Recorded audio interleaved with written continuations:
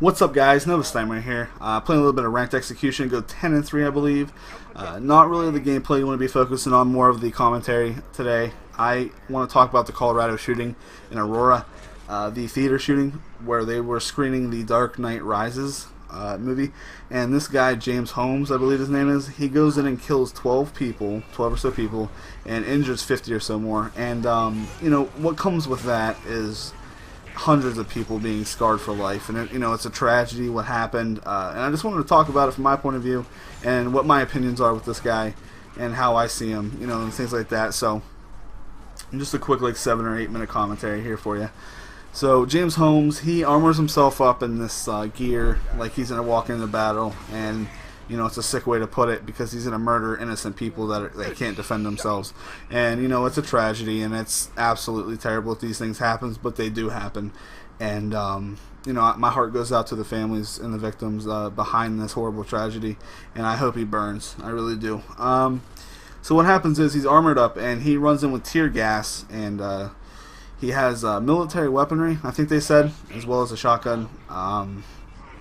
And just starts laying people out, and it's just absolutely terrible.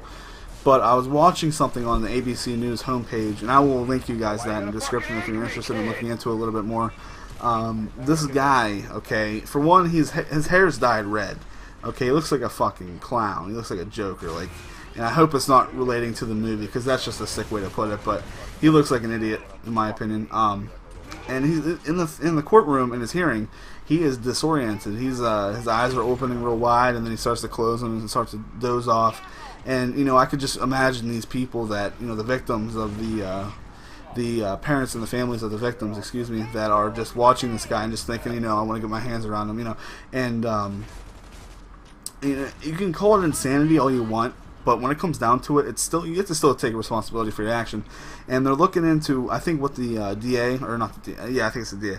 She was looking into asking the families what they think about what they're going to do with this guy and what they're going to try for. Because they could either go for the life sentence of obviously life in prison without chance of parole. And the other option would be the death penalty. Now I know Colorado does take the death penalty, and I think they still have it. And what the DA is doing is she's going to ask these people, the families of the victims in the tragedy, what they're thinking for the punishment for this guy. And I would definitely go with the death penalty, although I don't think that's harsh enough. To be completely honest, this guy, he kills these people and ruins the lives of hundreds, and he's dead in a matter of seconds. And that's just, if it was up to me, it would be medieval times up in this bitch, to be straight.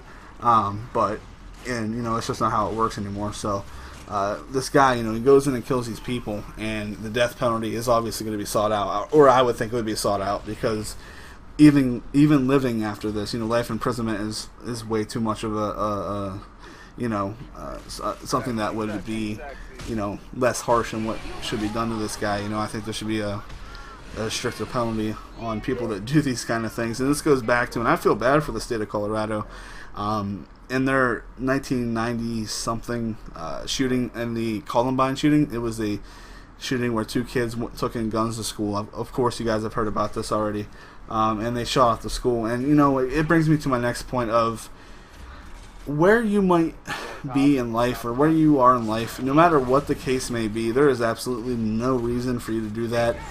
If you're insane, I guess I sympathize with you a little bit, because you can't help it. But in the end, you're gonna have to take responsibility for your actions. And I was looking into this. There was a federal investigator talking about. He was doing an interview, and he was telling us that when you watch the video, and I'll have this posted in the description as well. When you watch the video of this guy sitting in the courtroom, and you can just see the the demonic look on his face, and it's absolutely terrible.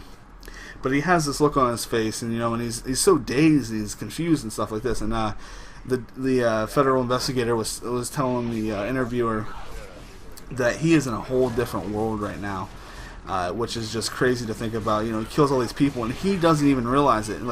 There's no emotional effect on him. He is completely dead to the world, is a good way to put it. He sees everything as something different, and it's a little far-fetched to think that this guy is completely insane, because if you think about it, it takes some structure and some thought out or planning behind orchestrating a shooting like this, where you might have to get the armor, get this. So not only did he do this horrible tragedy, he planned it ahead of time and he got things ready. Like, I heard that he was a medical student, a neurological, excuse me, hard word there to pronounce, but he is a brain student, like a brain surgeon or whatever you want to call it, and he's going to college for this, and he drops out, and he's having a hard day, and he goes in and he gets all these things ready to kill these people, and I'm just thinking in my head, what's going on in this guy's head, and it's a tragedy, and it's obviously things that happen in this world that we live in today, and of course it's terrible, and my heart, like I said, my heart goes out to the victims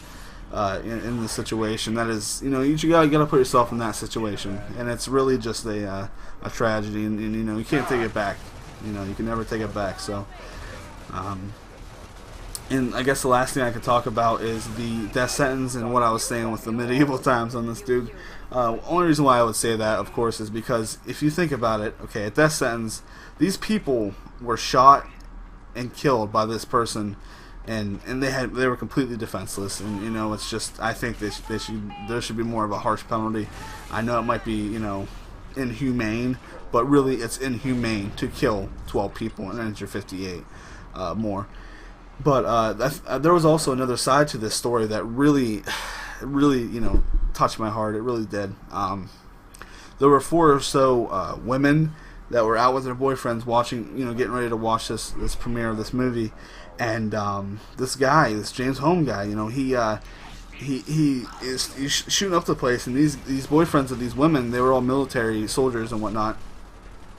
They push their girlfriends down on the floor, and they dive on top of them, and they protect them. That's awesome. It really is. That's that's one of the most touching things I've ever heard, and props to them, guy. That's awesome. That's just fantastic. That they would do that kind of thing. It's courage. It's bravery. It's awesome. But again, my heart goes out to the families in this horrible tragedy and the victims. Hopefully this guy burns. So thank you guys for watching this quick commentary. It's more of a serious commentary. I'm typically a funnier guy and I like to have a good time, but this is something I feel like I should talk about. So thank you guys for watching.